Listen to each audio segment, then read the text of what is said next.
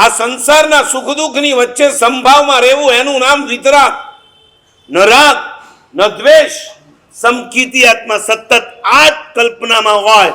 રાગ કરીશ તોય સંસાર વધશે, દ્વેષ કરીશ તોય સંસાર વધશે. મારે વૈરાગ્યમાં રહેવું છે.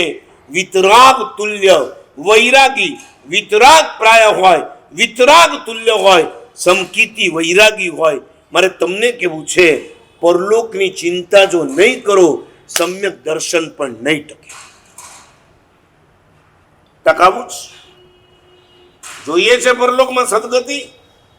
એક ભાવ માટે સખણા થઈ જાઓ, મૂકી દો બધી સંસારની આળ પંપાળ. જો હોના હૈ વહી હોને વાલા હૈ. તમે લાખ પ્રયત્ન કરશો, ઉપરથી નીચે જમ્પ મારશો, તોય તમારું કાંઈ વળવાનું નથી. શા માટે તમે કર્મ બાંધો છો? જ્ઞાની કહે છે, તમે ધર્મી બન્યો, સંસારી મત. और એકવાર ધર્મી બનેલો આત્મા, એનો જ્યારે અંત સમય આવે ત્યારે એની ચિંતા, એની કાળજી કેટલી વધી જતી હોય છે એ આપણને આતુર પ્રત્યાખ્યાન પયનના સમજાવે છે. સાધુનો અંત સમય આવે છે ત્યારે એને વિચાર આવે છે, મેં મારી લાઈફમાં જે પણ ખોટું કર્યું છે ગુરુ સમક્ષ એનું પ્રાયશ્ચિત કરી લઉં.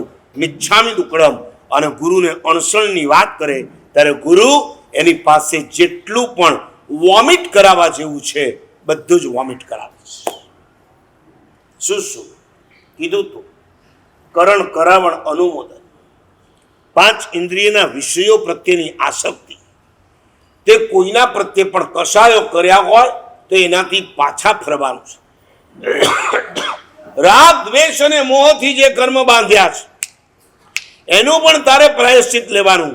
અને છેલ્લે ગુરુ કહે છે કે તારી લાઈફમાં જેટલા પણ દુર્ધ્યાન કર્યા છે એનું તું શું માગી લે? મિચ્છામિ દુક્કડમ. અને પછી શિષ્ય શરૂ કરે છે, ભગવાન મેં મારી લાઈફમાં અજ્ઞાનનું આસેવન કર્યું છે. અજ્ઞાન દુર્ધ્યાન છે.